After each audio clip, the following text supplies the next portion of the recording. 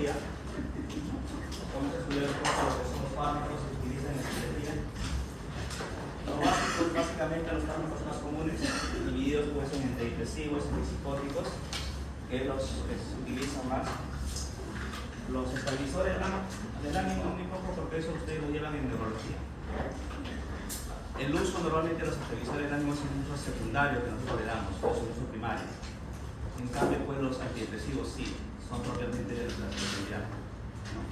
Dentro de los estabilizadores del ánimo, pues tenemos a los anticonvulsivantes, que básicamente se le llama así en especialidad. Por eso, básicamente, vamos a ver lo que son benzodiazepinas, antipsicóticos y antidepresivos. Y ese tema, básicamente, de la especialidad. Esta es la última clase. La próxima semana, el día sábado, va a ser el examen a las 3:40, todos juntos. Así que no vayan a faltar, ni llegar tarde. 3:40, el que no está, no me entra. ¿Usted nos va a cuidar, doctor? Yo y 5 más. No. ¿Pero usted? Ya, doctor. Ustedes no, porque van a dividirlos ustedes. La mitad del primer turno con la mitad del segundo turno. Otro lado. Y acá se queda la mitad. No vamos a estar todos juntos. Según así me han dicho lo que es la secretaria. Monique.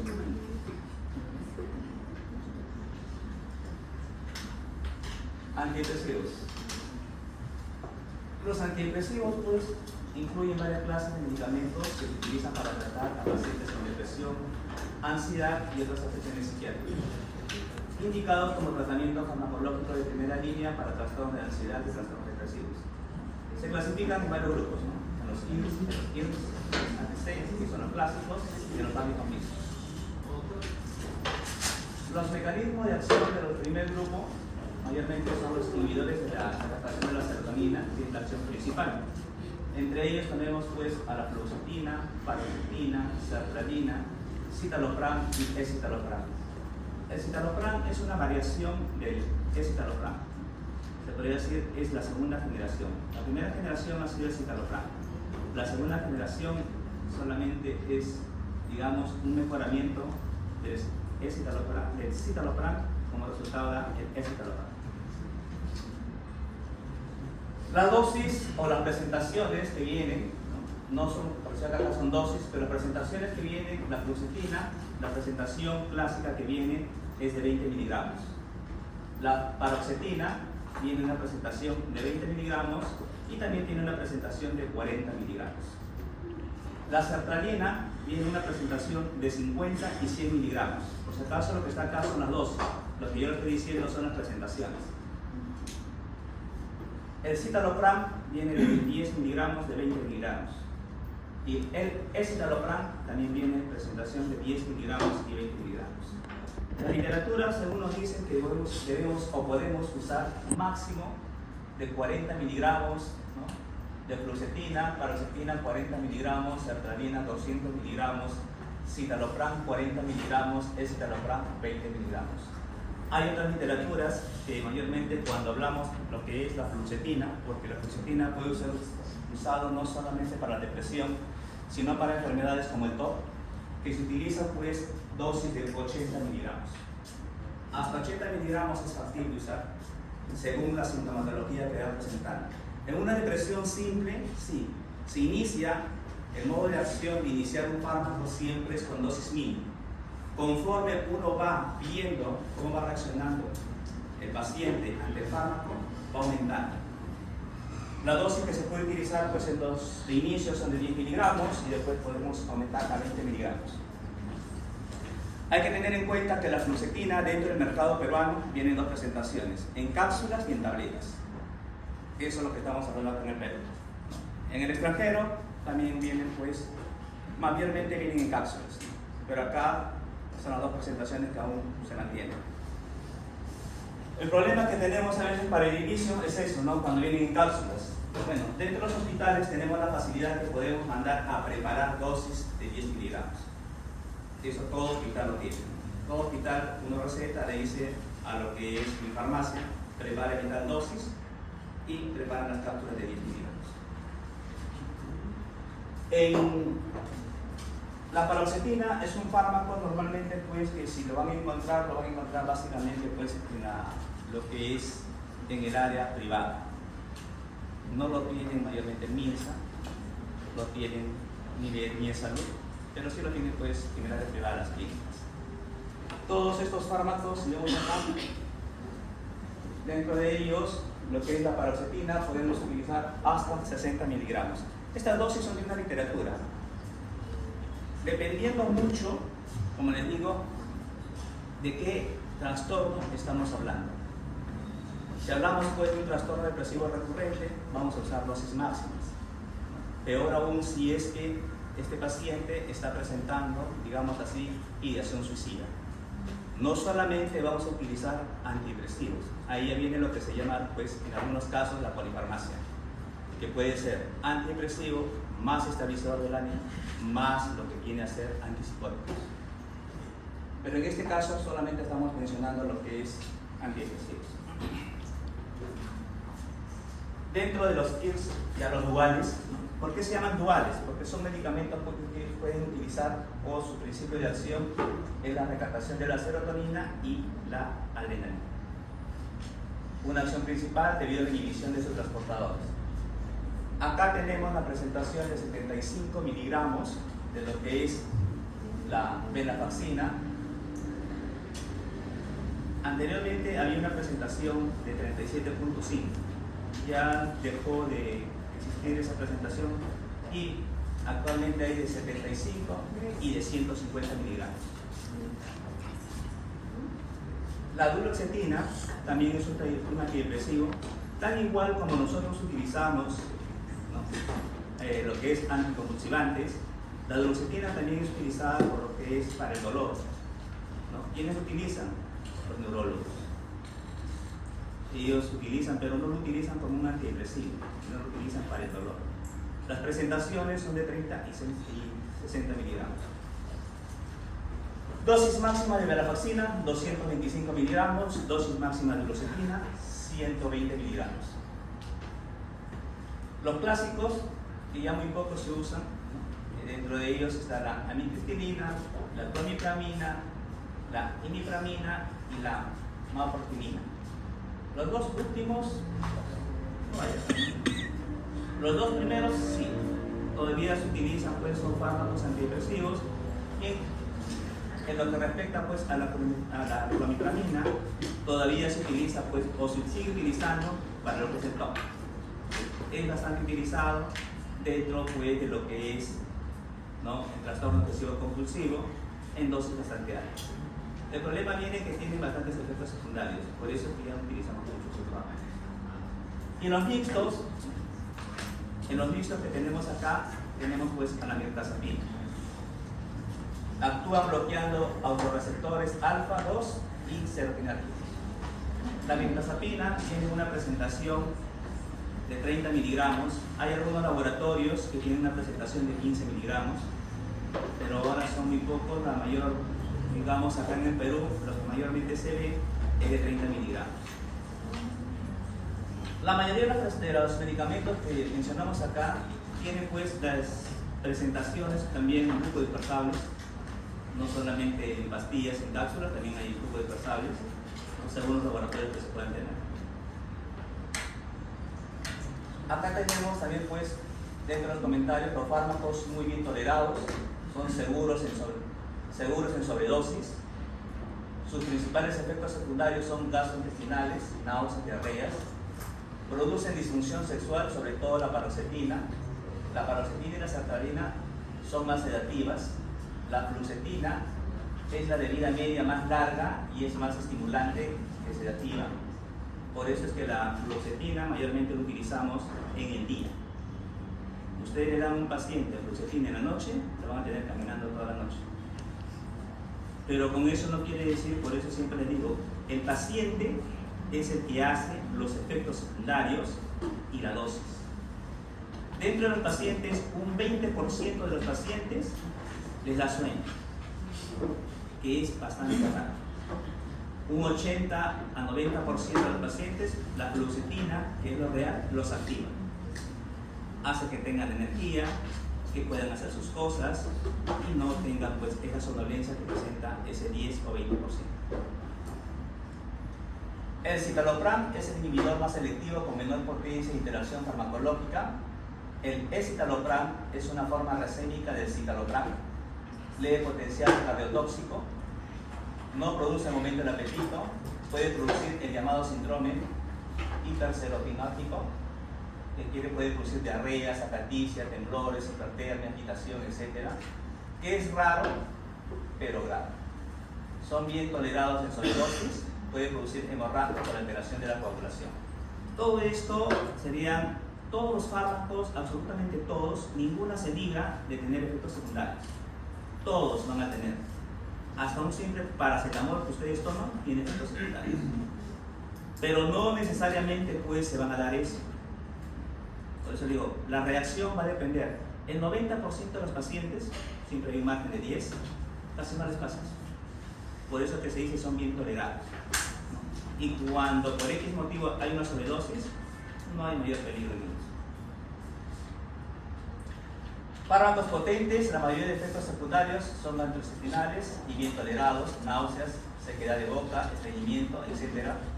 A dosis altas, la venlafaxina puede producir aumento de la tensión arterial y cardiotoxicidad en sobredosis. Produce moderada disfunción sexual. La duloxetina es más específica que la venlafaxina, actuando como fármaco dual ya en su dosis mínima antidepresiva. Potentes a dosis alta, gran secundarismo, sobre todo anticolinérgico, sequedad de boca, estreñimiento, visión borrosa, retención urinaria, gran riesgo cardiotóxico y letalidad en sobredosis, moderada disfunción sexual, garantía de peso.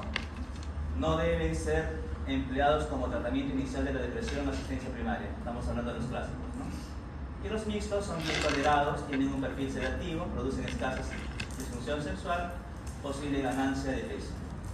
Cada uno, cuando nosotros utilizamos estos fármacos, lo que siempre buscamos son los efectos secundarios. ¿Qué beneficio puede tener un paciente dándole ese medicamento? ¿Qué beneficio va a tener con el efecto secundario? Por decir, la mirtazapina es un fármaco que normalmente utilizamos en adultos mayores o en personas que tienen pues déficit de peso. ¿Por qué? Produce apetito y es bastante sedativo. Dar mirtazapina en el día es producir somnolencia. Mayormente por eso se llama un medicamento de la noche. Es un fármaco exclusivamente para la noche, no es para el día. Pero con esto no quiero decir que hay pacientes que sí lo toleran. Siempre hay un margen del 10% que son tolerables hacia los efectos secundarios.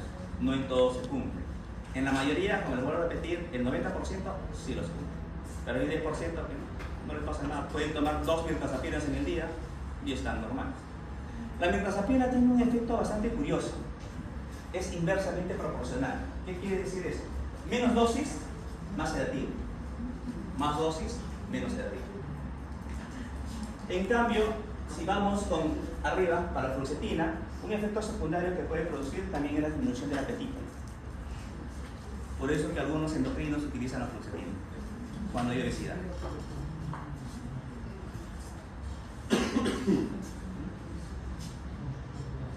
Lo que es la venlafaxina, según las guías, la venlafaxina normalmente la utilizamos cuando los pacientes ya han creado, digamos, resistencia o tienen síntomas ya recurrentes con síntomas, pues, con pensamientos y ideación penal. La venlafaxina es un fármaco de última generación que se puede utilizar 75, 150 miligramos. Como les dije anteriormente, había una presentación de 37.5, pero desapareció. Su presentación, bueno, ahora acá en el Perú, es tabletas y cápsulas. Hay las dos presentaciones. Todos los nombres que están ahí son genéricos. No hay ningún nombre de marca. Todos esos nombres los van a encontrar como genéricos.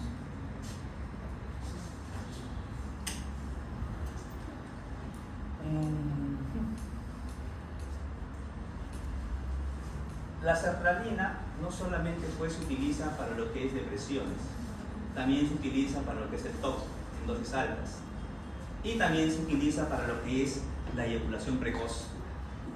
Es un fármaco bastante tolerado. ¿Por qué? Porque retarda la eyaculación.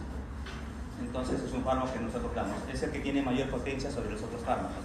El que tiene menor potencia en este caso vendría a ser la mirtazapina. No disminuye tanto el apetito sexual, la libido sexual. Cuando decimos que disminuye, no quiere decir pues en que no van a poder tener relaciones, sí lo puede, sino que no va a haber ese deseo. Eso es lo que es la libido.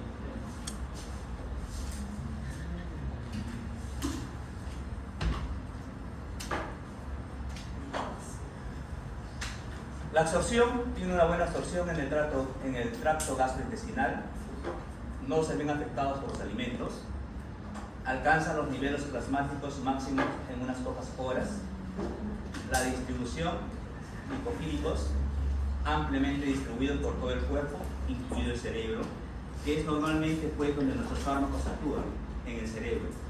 No actúan en el estómago, no actúan en el corazón, no actúan... Los efectos secundarios sí son a través de nuestros órganos, corazón, ¿no? Pero donde el fármaco actúa es básicamente en el cerebro. Metabolismo a través de las vías de citocromo P450. Las vidas medias varían de 21 horas, como la paroxetina, a 5 días, que es la fluoxetina.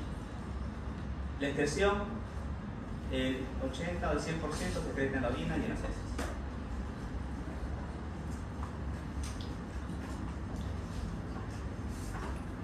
La recomendación siempre cuando nosotros recetamos, pues, ¿no? A pesar que es una buena absorción, hay fármacos, últimos fármacos que han salido de los antipsicóticos, que la recomendación es que se tome con los alimentos. ¿Por qué? Porque las grasas absorben mucho mejor. En este caso, pues, si tenemos a la ciprasidona, es un fármaco que ya vamos a hablar, que se toma con los alimentos.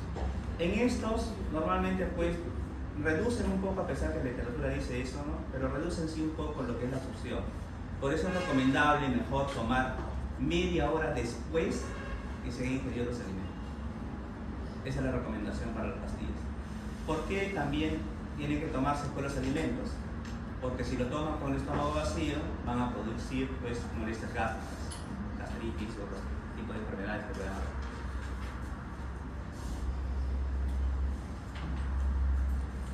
Dentro de la farmacodinámica,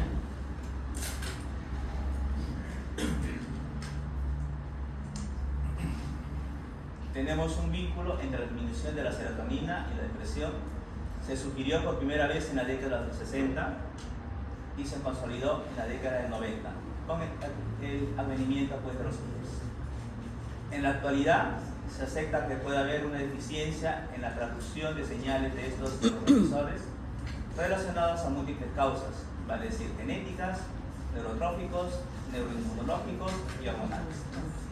Acá tenemos pues la regulación normal, ausencia de síntomas depresivos, y la regulación anormal, presencia de síntomas depresivos.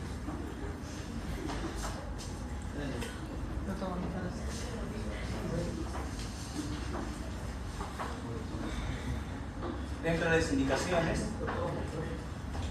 casi todas las indicaciones para todos nuestros antidepresivos van a ser pues, básicamente el trastorno depresivo mayor, el trastorno de ansiedad, el trastorno obsesivo-compulsivo, el dolor crónico, como les mencioné hace un momento, que utilizan básicamente pues, la duloxetina, la profilaxis de la migraña, que también es utilizado la venlafaxina, va muy bien en la profilaxis de la migraña, la bulimia nerviosa, fluoxetina, sertralina, el trastorno disfórico premenstrual, sertralina, el citalopram.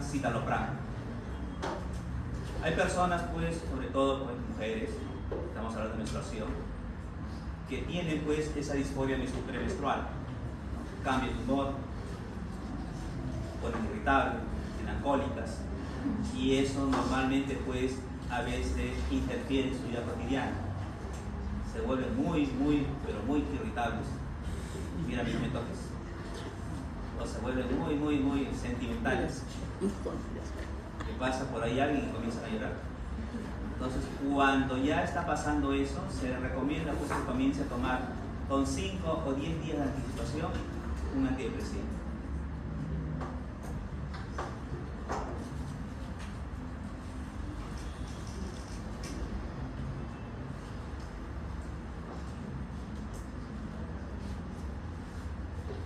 El tratamiento debe comenzar de manera gradual, con dosis bajas, como un IRS, dado eficacia, tolerabilidad y seguridad en caso de sobredosis. Los efectos adversos suelen aparecer al poco tiempo, horas o días, de iniciar el tratamiento, mientras que los efectos terapéuticos pueden requerir de 2 a 4 semanas para hacerse evidentes. El tratamiento de mantenimiento debe mantenerse al menos de 6 a 9 meses después de alcanzar la remisión. Cuando se establece la posibilidad de alta, la medicación se reduce de modo gradual hasta la suspensión. En esto sí hay que tener bastante cuidado.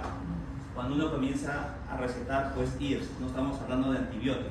El antibiótico es muy fácil de recetar. ¿Por qué? Porque se puede retirar en cualquier momento. Con nuestros fármacos no, porque si uno lo suspende así inmediatamente, viene el efecto rebote por falta de fármacos. Y toda la sintomatología que ha tenido la vuelven a presentar. Se ponen más ansiosos, se ponen eufóricos, se ponen depresivos. Toda la sintomatología se vuelve a presentar en mayor intensidad. Por eso el retiro del fármaco es gradualmente. Necesariamente, pues, cuando uno inicia un tratamiento, el tiempo adecuado que debe tomar fármacos es de 9 meses a 1 año. Así la persona se sienta mejor. Persona que me dice que toma una pastilla y a la semana está bien, está mintiéndose.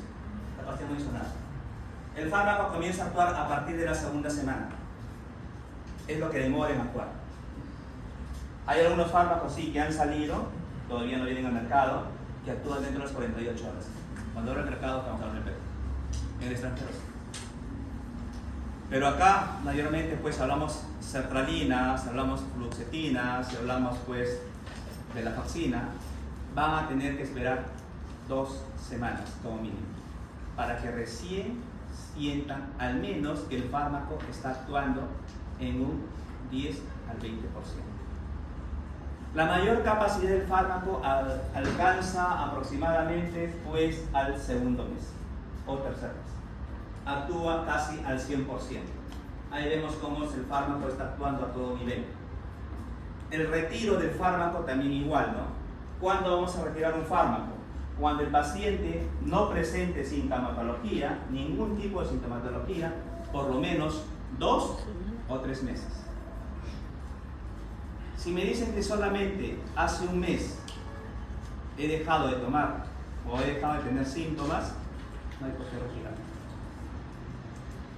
Si es que me sentí bien por X, por obra y gracia, me sentí bien al mes, tampoco, no es efecto de fármaco. Ya ahí está actuando, pues, como un efecto placebo solamente, porque el fármaco no es. Ahora, hay algunos pacientes que vamos a hacer, pues no solamente vamos a utilizar lo que es los antidepresivos, sino van combinados con los benzodiazepínicos, ¿no? Clonazepam, alprazolam, que eso sí actúan inmediatamente. Tienen un tiempo de vida, pues, bastante corta, ¿no? De acción, mejor dicho, ¿no? Durante 6 a 8 horas. En cambio, estos fármacos son de amplia duración.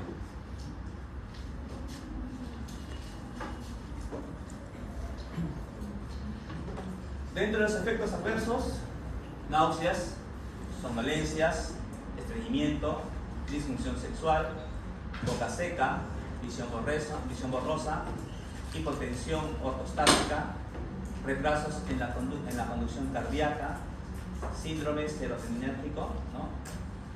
Hay fármacos que alteran, pues, el ritmo cardíaco. Por eso siempre para recetar un medicamento se pregunta si tiene una reacción alérgica medicamentosa o si en alguna oportunidad ha tomado la pastilla y han tenido sensaciones, pues, de ahogo o algún otro efecto. Si la paciente comienza a presentar dentro de las 48 horas rash o cualquier otra sintomatología, se suspende el fármaco. Ahí sí se suspende, no hay por qué estar pensando. Ya no es en que tengo que esperar, no, se suspende inmediatamente.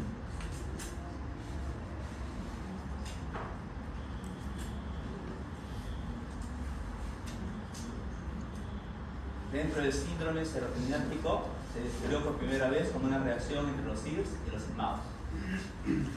Los síntomas incluyen hipertermia, rigidez muscular severa, hiperreflexia, midriasis, micronías, diarreas, taquicardias, presión arterial inestable, convulsiones y coma. Cuando ya estamos hablando pues de estos síntomas, ya son una emergencia. Entonces digo, no es tan fácil a veces recetar un fármaco, un antidepresivo. Hay que tener bastante cuidado, elegir bien, preguntar si es que después de haber recetado, porque a veces los pacientes tienen comorbilidades, son hipertensos, diabéticos, tiroides. Si descartamos todo eso, vamos a elegir cuál medicamento le vamos a dar. Es cardíaco, no le voy a dar pues una pastilla que altere su ritmo cardíaco. Si es obeso, no le voy a dar una pastilla pues, que le dé más apetito. Tengo que buscar, por eso le digo, dentro de los efectos secundarios también cuál va a ser el beneficio. No solamente pues cuáles, digamos así, las molestias que le va a ocurrir. Si yo veo una paciente que tiene, digamos, anorexia, ¿qué me va a convenir? Que le dé una paciente una pastilla que le dé apetito. Pero si es una paciente bulímica, no le voy a dar pues una pastilla que le dé apetito. ¿Por qué? Porque va a entrar en contradicción, va a comer, y así como come, vomita. Va a estar en ese círculo vicioso de estar vomitando, comiendo. Entonces ahí voy a tener un medicamento, voy a elegir un fármaco que no le cause pues esa necesidad de estar comiendo. Sertralina, fluoxetina.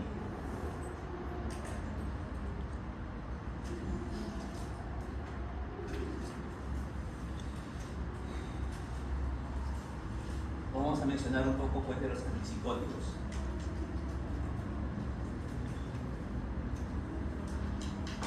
Los antipsicóticos, también llamados neurolépticos, se dividen pues, en antipsicóticos de primera generación, APG, y los antipsicóticos atípicos de segunda generación, ASG. Ambos actúan como antagonistas dopaminérgicos, pero los ASG, que son de segunda generación, actúan también además antagonizando receptores de serotonina. Por eso es que los efectos secundarios que vayan a tener.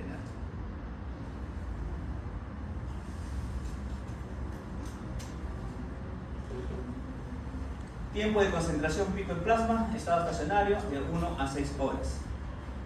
Metabolizado en el hígado, citocromo P450, como la mayoría de los fármacos. Vida media de 3 a 21 horas. Excreción, orina y heces. El 99.9% de los fármacos se elimina por orina y heces. La diferencia siempre va a ser, pues, en los antipsicóticos, el tiempo de vida media. Hay antipsicóticos que tienen un buen tiempo, bastante largo, y se va eligiendo también qué cosa es lo que buscamos. No solamente los antipsicóticos se van a dar pues, a los pacientes que comúnmente conocemos pues, como esquizofrénicos. No solamente ellos reciben antipsicóticos. Un paciente que puede tener una bipolaridad también recibe antipsicóticos. ¿Por qué? Porque se encuentra en su fase. ¿Qué fase? No, antipsicótico fase mayor. Psicótica. Su fase psicótica. Acuérdense, psicótica, no maníaca. Hay medicamentos aprobados, sí, antipsicóticos que sirven para la bipolaridad. ¿Cuáles son de ellos? Olanzapina, quetiapina. Están aprobados por FDA para dar en pacientes bipolares como estabilizador del ánimo. En un paciente que tiene una depresión con síntomas psicóticos, también utilizamos antipsicóticos. ¿Por qué? Porque lo que vamos a combatir ahí, si lo queremos llamar así, es los síntomas que está presentando. Las alucinaciones, los pensamientos, ¿no? Que va a estar alterado. Hasta que desaparezcan los síntomas psicóticos y después solamente continuamos el tratamiento con los antidepresivos. ¿Sí? ¿Tienen entendido? Ya. Cuando les pregunten el examen van a decir que sí, ¿ya? Por eso les estoy explicando, porque eso no está acá, pero les voy a traer el examen. Entonces, tienen que tener en cuenta toda esa sintomatología. ¿En qué momentos puedo utilizar yo un antipsicótico y en qué momentos no? En un autismo que está bastante agresivo, también se puede utilizar pues antipsicóticos. ¿Por qué? Por la sedación que produce. Puedo utilizar la risperidona, puedo utilizar la olanzapina, puedo utilizar la ciprasidona, siempre y cuando sea adulto. No está autorizado para niños. Risperidona, sí. Olanzapina, sí, a partir de los 8 años. El más común que se utiliza pues son las gotitas de roperidona, que es un clásico de los clásicos que nunca pasa de nada. Todos los estudios que se hacen de los nuevos antipsicóticos se hacen en comparación siempre con ¿cuál? Con el haloperidol. Es el fármaco base. A pesar de todos los efectos secundarios que puedan tener, hasta ahora se sigue usando.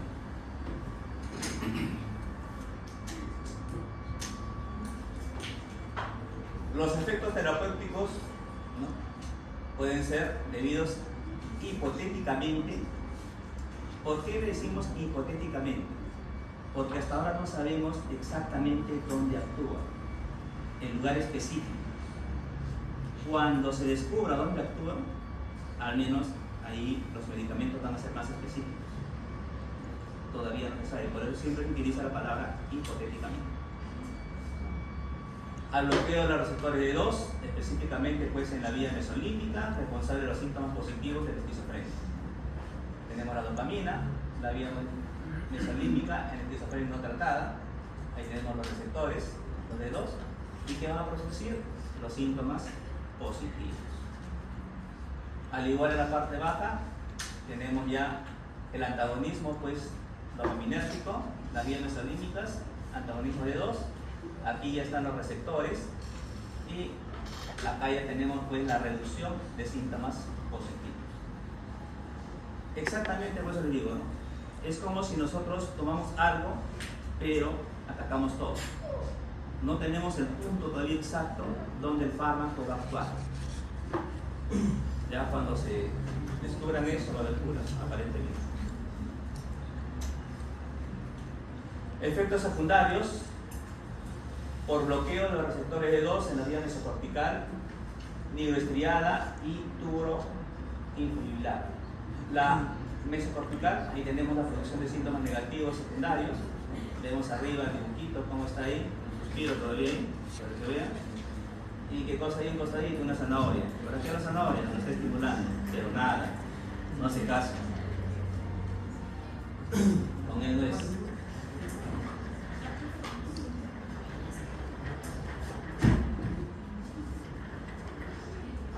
Tenemos la no mejoría o empeoramiento de los síntomas afectivos, está ahí, no es afectivos, no mejoría o empeoramiento de los síntomas cognitivos.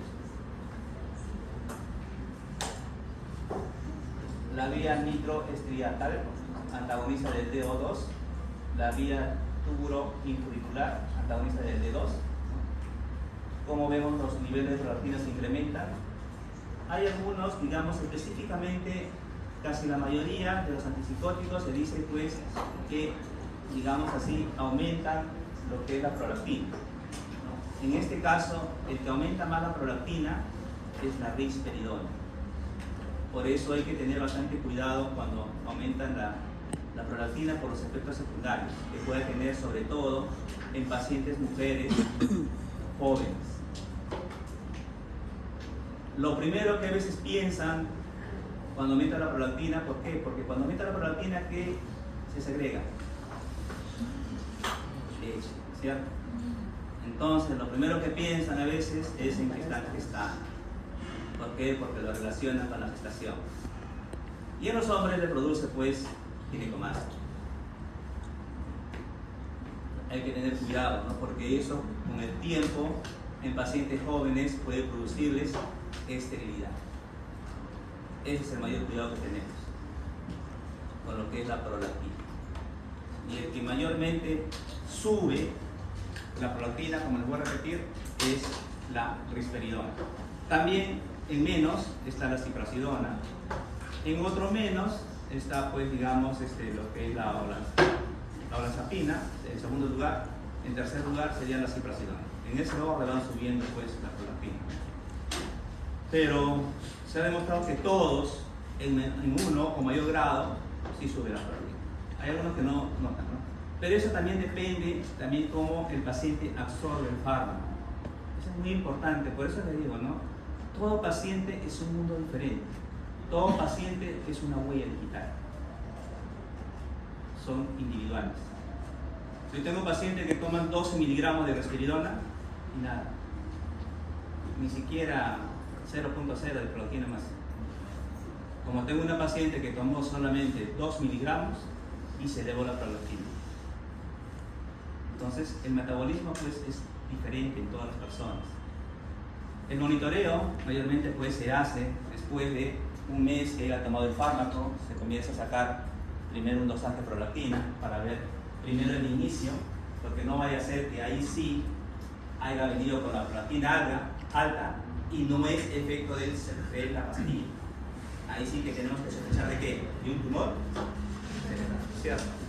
Y ahí lo mandamos a endocrino, su trabajo en endocrino, para ver dónde está, qué grado está y por qué está produciendo tanta prolactina.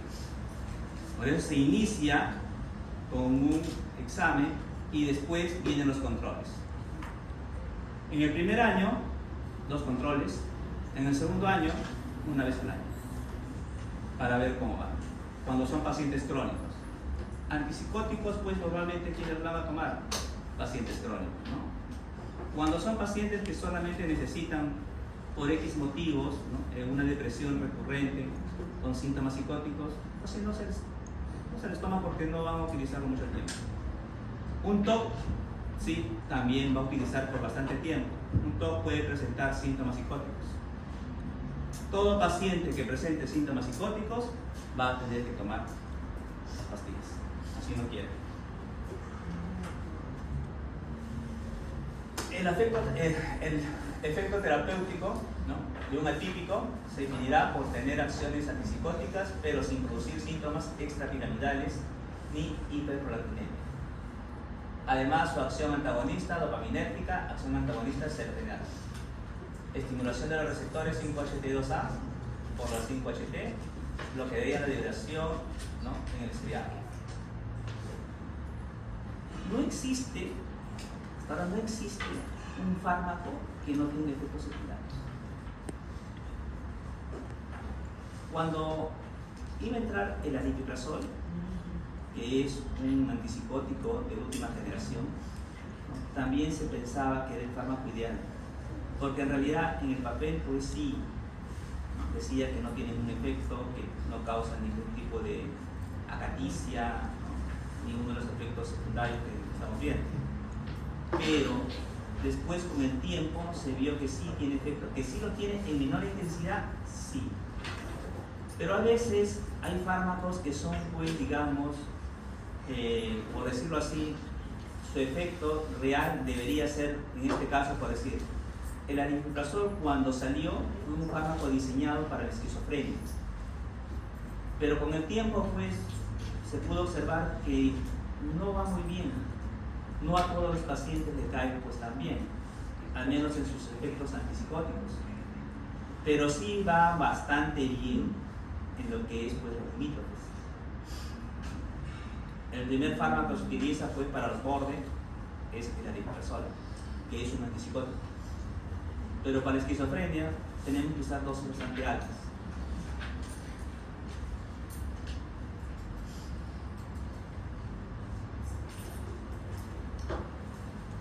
Psicosis, esquizofrenia, eficaz en reducir los síntomas positivos, no efectos significativos en los síntomas negativos ni síntomas neurocognitivos.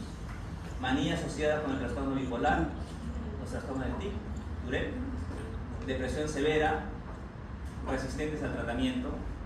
A veces los antipsicóticos no solamente lo utilizamos pues por los síntomas, digamos, que vayan a presentar síntomas psicóticos, sino como potenciadores del antidepresivo. Están tomando, por decir, 80 miligramos de sertralina, además de eso le han dado 2 venlafaxinas, están mezclando 2 pastillas y nada. El paciente sigue con una depresión recurrente y con síntomas pues graves, con pensamientos y ideas suicidas. En este caso, ahí se utiliza pues un antipsicótico para potenciar los fármacos. Al igual pues que un estabilizador del ánimo que mayormente que se utiliza es el litio. Es el más utilizado cuando hay síntomas psicóticos o cuando hay ideas de querer hacerse daño en pacientes depresivos. Y el litio, pues básicamente es un fármaco exclusiva, que se puede decir así, para la bipolaridad. En el litio sí es un fármaco que hay que tener bastante cuidado porque sí necesita dosajes por el grado de toxicidad que pueda tener. Los dosajes son igual 2 veces al año al comienzo y después 1 vez al año. Los valores terapéuticos que tienen que alcanzar el litio, 0.6 a 1.2. Esos son los valores que hay que alcanzar. Menos de 0.6, la pastilla no sirve. No está actuando en nuestro organismo. Más de 1.2, algunas literaturas dicen 1.4. Más de 1.4 o 1.2, según el laboratorio también que vayan a indicar, porque el laboratorio le va a poner sus rangos. Hay laboratorios que utilizan 1.2 o 1.6. Entonces, más de eso, lo que diga el rango del laboratorio, si sale con 1.8 con 2, estamos hablando pues de toxicidad. Entonces, son fármacos que necesariamente necesitan dosajes, tan igual como la carbamazepina, como el aprobato, que necesitan dosajes cada cierto tiempo. ¿Por qué? Porque tienen grado de toxicidad.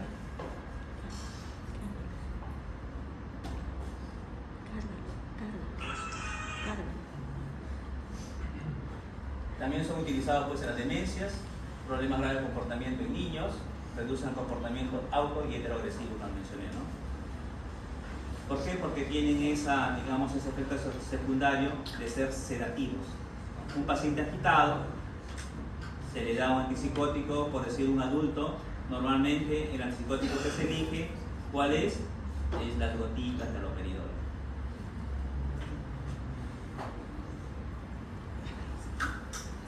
Eficacia es generalmente comparable. Los de primera elección por su mejor relación actividad antipsicótica, efectos adversos y mejor adherencia al tratamiento. La clozapina, indicada en el tratamiento de esquizofrenia resistente. En la clozapina es otro de los fármacos que necesita monitoreo. ¿Por qué? Porque disminuye los leucocitos. Entonces, cuando nosotros iniciamos olanzapina, que es en algunos países en Europa, en ciertos países de Europa lo consideran como de primera línea. Acá no. Acá es solamente utilizado para los resistentes. Tiene bastantes efectos secundarios. Dentro de ellos pues, tenemos la cinorrea, que es la más molestosa, que es lo que los pacientes se quejan bastante. Problemas cardiovasculares, que también puede producir. Cambio de QT. Y sobre todo, el más importante es la disminución pues, de los leucocitos.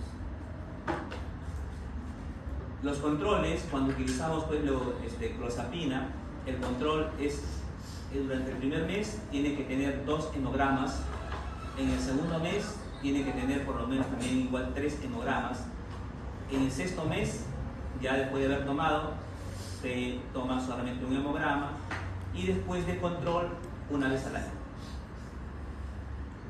para ver cómo está. Si los leucocitos alcanzan a un número de 4.000, eso es un signo de alarma e inmediatamente se suspende el fármaco y se hace el switch con otro fármaco. Se tiene que buscar otro fármaco que lamentablemente pues por los síntomas secundarios. Baja la leucopenia de 4.000, no olvídense, el paciente está sin defensas. Entonces, cuando vemos en los controles que el paciente está en 5.000, siguiente control 4.500, ya hay que ponernos en alerta. ¿Por qué? Porque estamos ya jugando con la vida del paciente. Si no quitamos ese fármaco. Entonces, ¿es un buen fármaco? Es un buen fármaco. Nadie puede decir lo contrario. Pero los efectos secundarios son lo que hace, digamos así, que se maneje con bastante cuidado.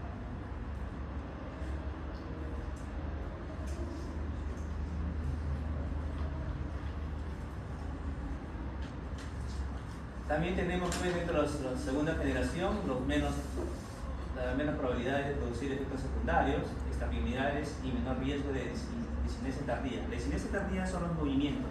movimientos que van a observar ustedes en algunos pacientes esquizofrénicos que mueven la lengua. Están que mueven la lengua, están que abren la boca o se quedan con la boca abierta, o si no, están que mueven los labios así, de esa forma. Y la lengua como que se mueve como si bailara. No en todos los pacientes, no es al 100%, pero siempre es bueno pues mencionar y decir a los pacientes los posibles efectos secundarios que puedan tener. Todos estos efectos se tienen que decir, se tienen que hablar, pero como lo voy a repetir, no necesariamente se van a cumplir en todos. ¿Por qué les digo eso? Yo tengo pacientes con clozapina con 900 miligramos. Son 9 pastillas de clozapina. Y hasta ahora no tienen ningún efecto secundario. Ni se arrorrea ni nada. Como tengo un paciente pues que solamente toma 250 miligramos, no le puedo subir más. ¿Por qué? Porque aumenta mucho mayor su cerebrea. Entonces la cerebrea pues es algo incómodo, es bastante molestoso. Amanecen con todas las sábanas mojadas, están almorzando y están babeando, están con todo el polvo y están que le cae la baba en cantidades. Entonces, con ese paciente, otro fármaco no se lo puedo quitar porque otro fármaco no le va bien. Ahí está el problema. Cuando necesariamente hay que utilizar ese fármaco exclusivamente, hay que tener bastante monitoreo y llegar pues hasta la dosis máxima que pueda resistir. De ahí comenzamos pues lo que es la polifarmacia, la combinación de dos antipsicóticos más. Uno que va a tener el efecto secundario de producir resequedad de boca, en este caso, ¿cuál sería? El haloperidol. Si el paciente por X motivos es muy agresivo, también tengo que ver los efectos secundarios, como dije hace un momento, de los estabilizadores del ánimo. Imagínense pues que yo le voy a dar a un paciente clozapina, que la clozapina produce leucopenia, y le voy a dar carbamazepina. Son dos fármacos que producen leucopenia. Estoy potenciando. Entonces tengo que buscar un fármaco que no produzca eso. En este caso puede ser valproapresol, que es otro estabilizador del ánimo.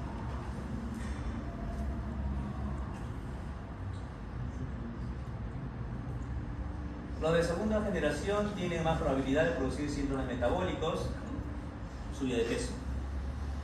Olanzapina es uno de los fármacos que mayormente produce síntomas, sube de peso con bastante facilidad. No es bien que suba de peso en nada, sino que aumenta el apetito.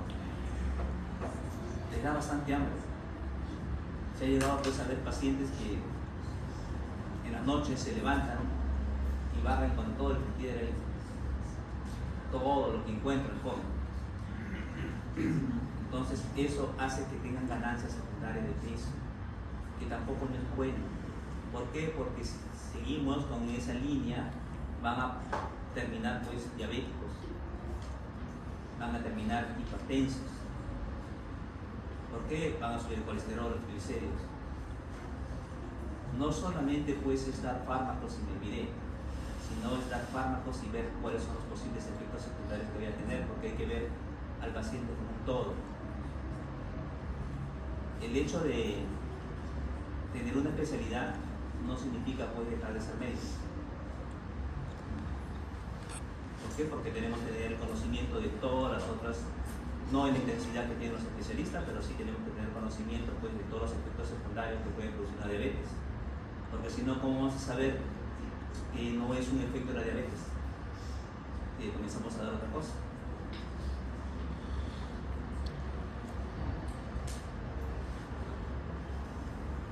Iniciar tratamiento con dosis iniciales mínimas, como les mencioné hace un momento, aumentando progresivamente hasta alcanzar la dosis requerida.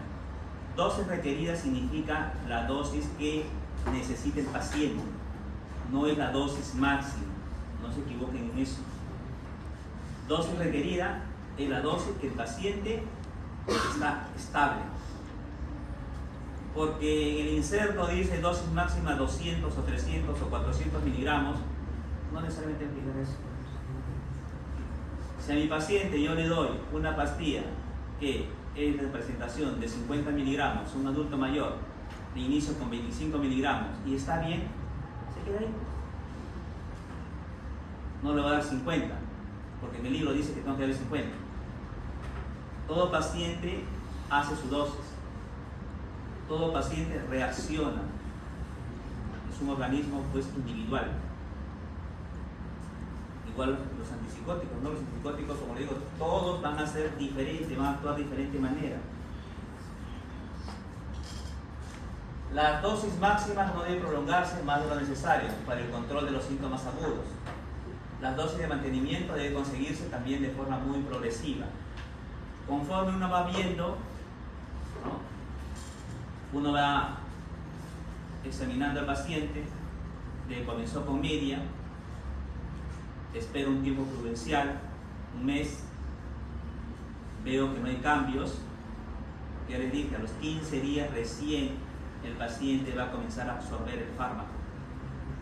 Espero un tiempo más o menos de un mes y veo que no hay ningún cambio, puedo aumentar la pastilla. 2 meses, no hay ningún cambio, puedo seguir aumentando la pastilla. 3 meses, igual, no hay ningún cambio, ahí puedo llegar a dosis máxima de la pastilla, porque no estoy viendo nada de cambios en su sintomatología como antipsicótico. Pero si yo veo que el paciente está aceptando y está reduciendo sus síntomas, ¿para qué le voy a aumentar? A eso pues se llama pues su dosis, ¿no? Que van a tener de mantenimiento. Cuando alcancé su dosis de mantenimiento, ese va a ser la dosis que se va a mantener durante todo el tiempo posible. Se espera que un paciente con esquizofrenia tenga al menos una recaída al año.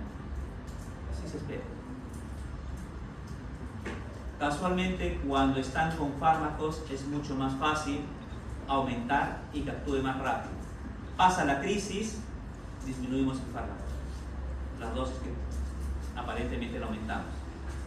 Entonces disminuimos el fármaco, está estable, pasó la crisis y continuamos con la dosis de mantenimiento. Si por X motivos bajamos la dosis y vemos que ya con la dosis anterior no está reaccionando, nos quedamos con la nueva dosis. Esa va a ser su nueva dosis de mantenimiento.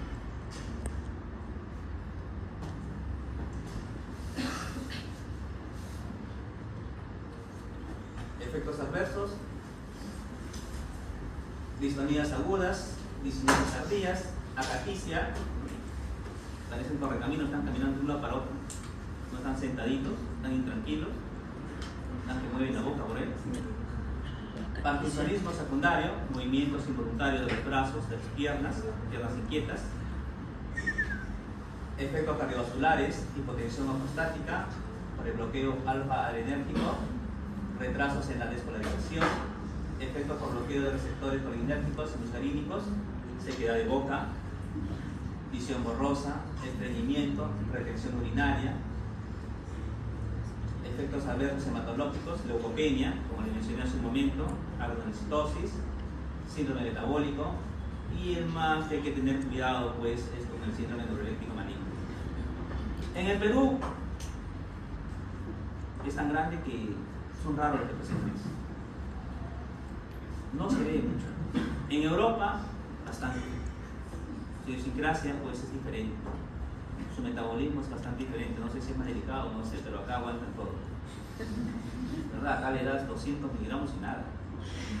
Allá le das 200 miligramos, parece un robot, caminan ahí todos impregnados. Acá no. Acá hay pacientes con, bueno, también pues, los fármacos que nos llegan a veces pues, son más tizas que fármacos. También por el precio que tienen. No todos, cuestan 0.005. Ya saquen qué fármaco van a ver con 0.005. Pero están tomando su pastilla. Entonces siempre hay que tener cuidado pues cuando tenemos los antipsicóticos. Son medicamentos delicados, ¿no? Medicamentos que hay que tener cuidado, que hay que estar en monitoreo del paciente. Digo, hay pacientes que toleran muy bien, pero hay pacientes pues que comienzan de la nada, comienzan a veces a tener pues movimientos involuntarios. Entonces a ellos no se les puede cambiar porque necesariamente es el fármaco que le hace bien. Entonces buscamos una pastilla para mejorar esos efectos secundarios. En este caso, pues, en la mayoría, ¿no?, cuando presentan esto, un anticolinérgico, el piperideno, que es el que mejora el flujo. A veces los pacientes vienen a emergencia con todo el cuello doblado, con los ojos para arriba, que les ha volteado todo blanco, asustados. El emergencista no sabe qué hacer, hasta que se encomienda porque cree que es otra cosa. Pero es un efecto secundario por el fármaco. ¿Y por qué le pasó eso? Porque tomó más fármaco de lo debido. Entonces se impregna. O hay niñitos que vienen por emergencia igualito, que tomaron las pastillas de su mamá, de su papá, no sé de quién. Igualito, vienen impregnados, todos así, tiesos, así como monjes. Se les pone su ampolla de piperideno y chao, sintomatología. Pero en este caso, si van a ser pacientes que van a tomar durante larga data, entonces ya tienen que tomar todos los días para evitar esa molestia de los síntomas secundarios. Doctor, ¿qué fármacos es el que hace el calor de la lengua? ¿Sí? Hay un fármaco con una medicación que hace que la lengua como que salga, protruya la boca y que le da piperideno. Pero no me acuerdo el fármaco. No se agranda. Agranda no se puede. Eso no me dijo. Sobresale. Ajá, se protruye. Si no, le voy a dar a todos porque se agranda.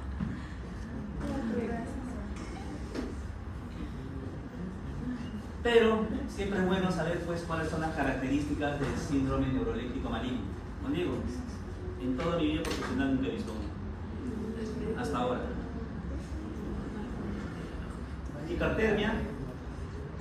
Presentan hipertermia, temperatura oral superior a 37.5 grados centígrados en ausencia de otra etiología conocida. Mayormente lo que sí he leído y los reportes pues presentan 40, 42 y llegan hasta 45 grados. Están que hierven ahí. Los manejan tan igual a veces, ¿no?, que los meten a hielo.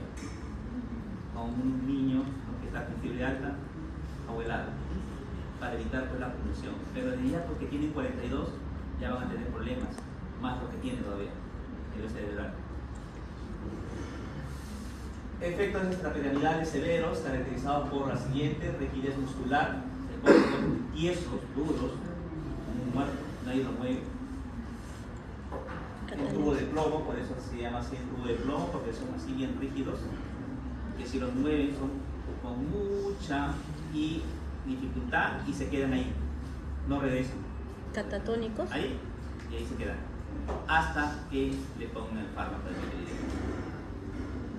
Signo de la rueda dentada, ¿no? Comenzamos a hacer esto y el paciente va a comenzar, pues, vamos así, a hacer esto. Eso es el síndrome de la rueda dentada. Mayormente se observa pues en los pacientes impregnados. Y en el cuello, igualito, la distonía, están bien rígidos y comienzan a mover la cabeza. En plano. Algunos lo hacen ya por naturaleza.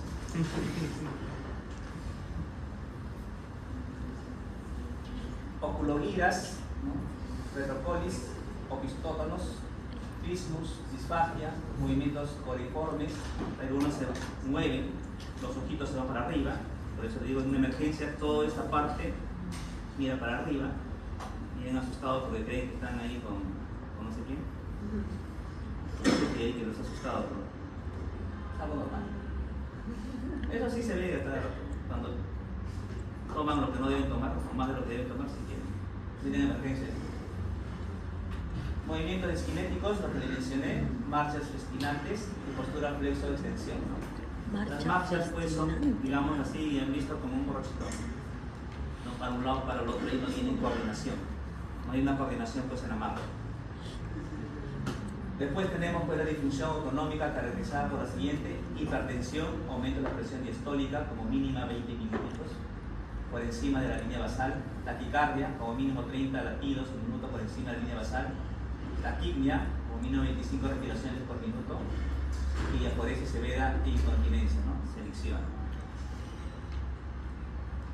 Signos característicos: disminución del nivel de conciencia evidenciado por el delirio, mutismo, estupor o coma, leucocitosis, más de 15.000. Y nivel de creatinina quinasa sérica mayor de 300.000 unidades por mililitro. Eso es mayormente lo que se ve. Y eso sí es una emergencia. Tener esa sintomatología es una emergencia. Es pasar a UCI. Digo, mayormente acá no hay mucho reposo. Y si ha habido ahí, son mínimos. No han llegado a toda esta sintomatología que dicen acá.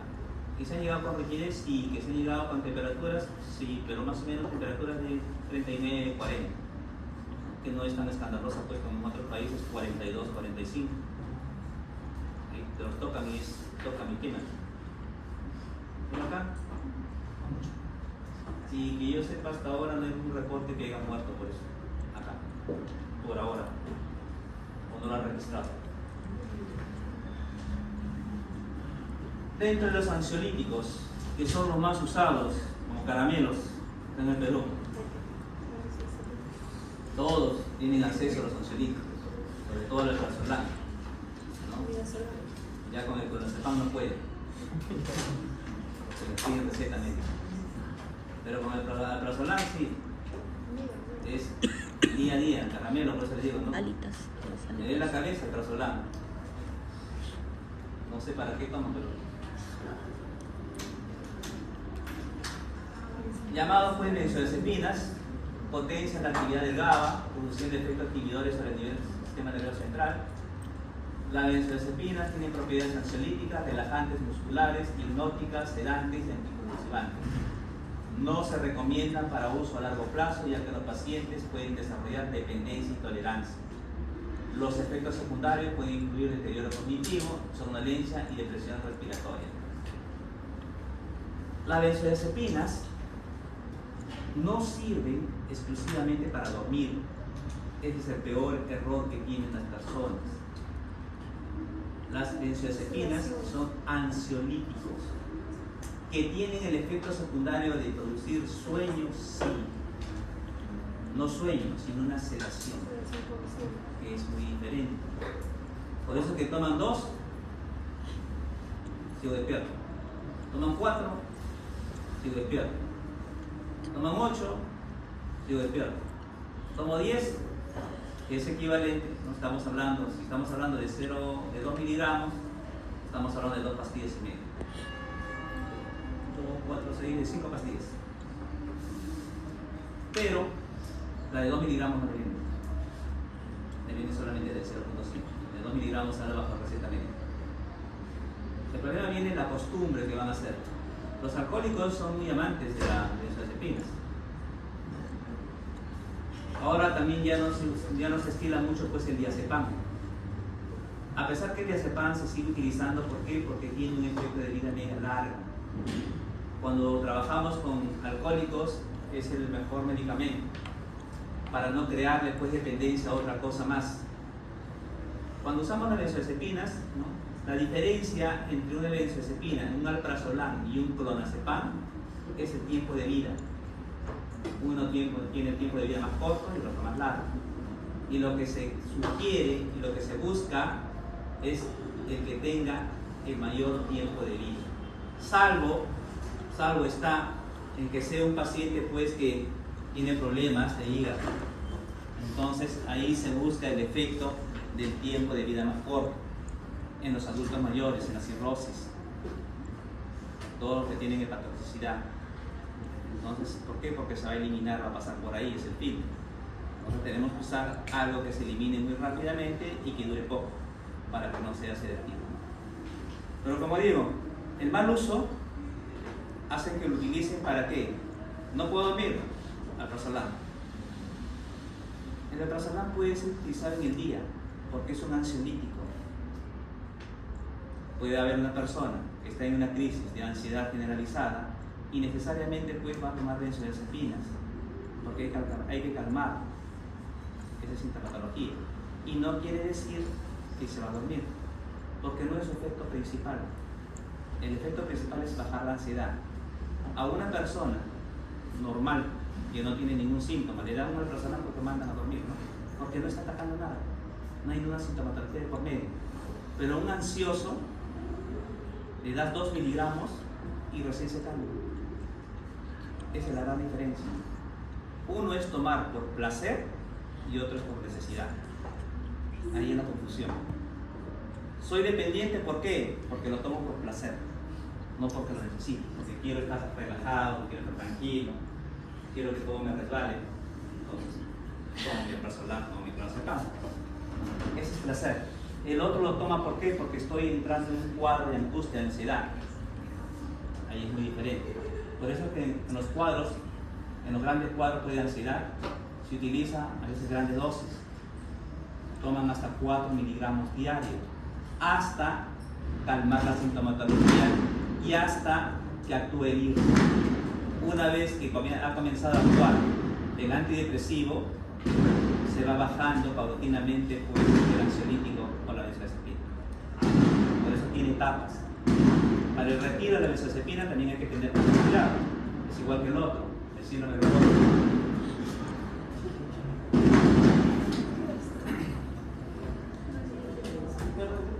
Dentro de los nombres genéricos, de vida media ultra corta, menos de 6 horas, el midazolam. El midazolam, potencia es bastante alta, indicación hipnótico, dosis habitual 0.25 a 1 miligramo en lo que es midazolam, y el triazolam es 0.125 a 0.25 miligramos día. El intermedio, el alprazolam, también tiene una potencia alta, junto con el lorazepam. Indicación ansiolítico, hipnótico y ansiolítico. Hipnótico y ansiolítico. El lorazepam. Dosis habitual de 1 a 4 miligramos día. El lorazepam de 2 a 6 miligramos día. Y los de tiempo de vida larga, acá tenemos al diazepam y al clonazepam. Su potencia es baja. Indicación básicamente ansiolítico, y podemos utilizar de 0.5 a 2 miligramos o de 4 a 40 miligramos día, como el diazepam. El diazepam también se utiliza pues, como un anticonvulsivante. No solamente el diazepam, también el clonazepam. Está indicado como un anticonvulsivante. Hay ocasiones en que no necesariamente se va a utilizar 2 miligramos día de clonazepam. Si la sintomatología es muy alta, se puede utilizar hasta 6 miligramos día, pero por un periodo bastante corto, solamente hasta que baje la ansiedad. De ahí se baja a dosis mínimas, se va, ¿qué cosa? Poco a poco se va disminuyendo la dosis.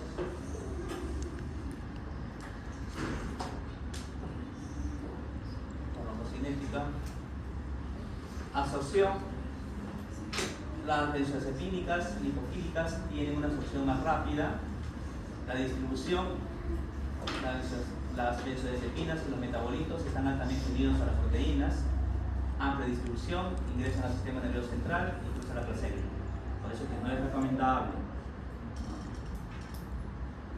Todo fármaco, absolutamente todo fármaco, si estamos hablando de los antidepresivos, no está indicado en pacientes gestantes durante los primeros 3 meses. Puede causar pues problemas al feto.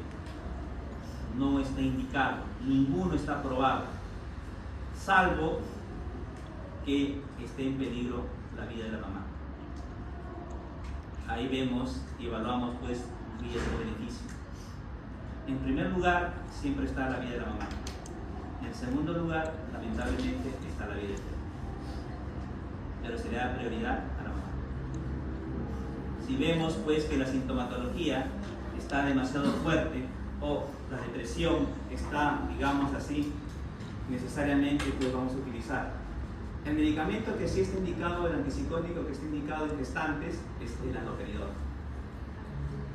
Pero también tiene unos efectos secundarios, solamente hay que utilizarlo cuando es muy necesario, si no, por todos los efectos secundarios que va a tener. A pesar del tiempo, a pesar de lo que digan, el mejor tratamiento cuando ya no hay ningún, digamos así, fármaco, es la terapia electroconvulsiva para los gestantes.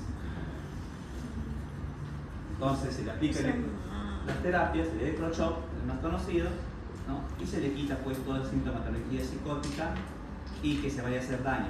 Cuando hay qué cosa, cuando hay riesgo de suicidio. Hay gestantes que tienen riesgo de suicidio. Cuando no se puede hacer nada, entonces se le aplica pues el electrochoque. Se resetea un poco su cabeza. Chito, no afecta al bebé. El niño lo único que hace es bailar adentro, nada más. Chito. No le pasa nada. Pobre criatura. Metabolismo hepático y su enzima citocromo P450. Algunos metabolitos pueden ser activos, mayor duración del efecto terapéutico. La excreción a través del riñón, los glucocorónidos se excretan en la orina. Este es uno de los que es la excepción. Todos los fármacos actúan pues a nivel de lo que es el metabolismo hepático. La farmacodinamia. El GABA es el principal neurotransmisor inhibidor en el cerebro. Desempeña un papel regulador en la reducción de las actividades de muchas neuronas, incluidas las de la amígdala y los circuitos córtico-estriales, tálamos corticales, CSTC. Las benzodiazepinas se unen a la subunidad GABA del receptor GABA, mejoran la actividad de la unión GABA. Y las indicaciones, las benzodiazepinas actúan como depresores del sistema nervioso central. No podemos dar benzodiazepinas por decir una miastenia gravis, está terminantemente prohibido. Acuérdense. Clínicamente útiles para situaciones en las que puede ser necesario un agente sedante, trastornos convulsivos, por eso digo, también son utilizados por los neurólogos, no necesariamente por los psiquiatras. Abstinencia alcohólica, dentro de ellos el mayormente elegido pues es el, ¿cuál? El diazepam. Es la elección que se da. ¿Por qué? Por su vida larga. Por eso es que elegimos eso y no el alprazolam. Trastorno de ansiedad, insomnio, ¿no? Por los efectos sedativos que puedan tener como efectos secundarios, doctores, no como efecto primario. Y la inducción de la anestesia. Bueno, dentro de ello puede estar el midazolam. Los efectos adversos. Las benzodiazepinas se considera una de las drogas más seguras, a pesar de todo lo que dicen, todo el mito que ponen pues con las benzodiazepinas, que me voy a volver adicto, que voy a depender de ellas, que no voy a vivir sin ellas, que va a ser toda mi vida. A pesar de todo eso, son seguras. Los efectos relacionados a frecuencia, dosis, duración de la administración: sedación 10%, mareos menor del 1%, ataxia menor del 2%, déficit cognitivo es bastante bajo, amnesia retrógrada, hipotensión, reacción paradojal, desinhibición, tolerancia y abstinencia, ¿no? La abstinencia, como les digo, cuando uno quita una benzodiazepina, tiene que hacerlo muy, pero muy lentamente. Es más conocido pues como el efecto rebote. Y el efecto rebote viene pues ¿por qué? Porque el paciente se sentía muy bien, ya no quiso tomar y dice, ya estoy bien, ya tomé mis 6 meses, ¿para qué tomo la pastilla? Ya no me sirve, ya no voy a gastar, mañana ya puede tomar. Dentro de una semana están corriendo en emergencia por el efecto secundario, por el efecto rebote que tiene. Y la dosis que estaba recibiendo ya no les afecta. Hay que aumentar un poco más.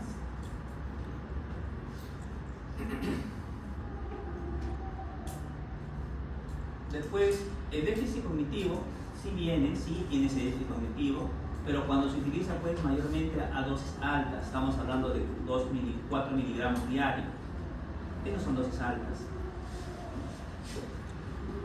Un 80, más o menos. 50% sí tiene esa probabilidad de hacer déficit cognitivo. Y el otro 50%, no. No digo, lo toman como caramelos. No es tan fácil de conseguir. Pues, la reacción paradojal, desinhibición, no se ve mucho. Lo otro sí, pues no, la tolerancia. Mientras más tiempo tomo dosis altas, nuestro organismo se acostumbra. Como cualquier cosa, no que comemos. Ustedes comen una manzana diaria, el día que no comen la manzana se sienten medio raros. falta algo, falta mi manzana, ¿no? Igualito, la pastilla. Estoy acostumbrándome a tomar pues, dosis seguidas por tratamiento. Vuelvo a repetir, por necesidad, porque lo amerito, no porque la quiero pasar bien. Eso no es necesidad, es por gusto, por mero gusto. O porque quiero tener resistencia para tomar alcohol. ¿También utilizan eso? No les dé Toman sus ideas. dos al barcelante y No toman les- todo el alcohol que quieran. No les dé ideas, doctor. ¿Cómo? No les dé ideas. Más la que tienen, no creo. A mí me dan ideas a mí. Entonces hay que tener bastante cuidado pues, con las benzodiazepinas. Me vas a acordar cuando dicen no deben hablar del suicidio. Ese es un mito. Por el contrario, se debe hablar. Porque eso de que no deben hablar, esa es la idea que tienen las personas. No, porque ustedes están de idea cómo deben suicidarse. Es una mentira. Porque las personas están con todo ahí contenidas, las ideas contenidas. Y si no lo hablan, por el contrario, no saben defenderse, no saben cómo actuar.